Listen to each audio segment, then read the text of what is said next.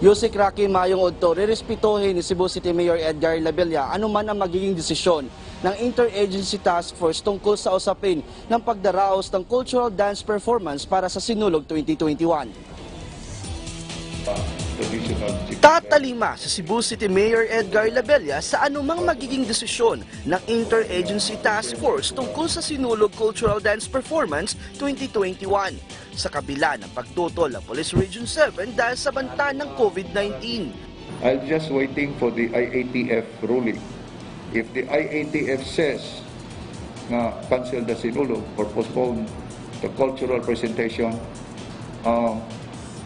not a minute longer, I will immediately issue an order to cancel the Sinulog cultural presentation. Habang wala pang desisyon ang IATF, itutuloy pa rin ang cultural dance performance basta masusunod ang health protocols at social distancing upang maiwasang magkaroon ng hawaan kung saan gagawin itong virtual at walang live audience.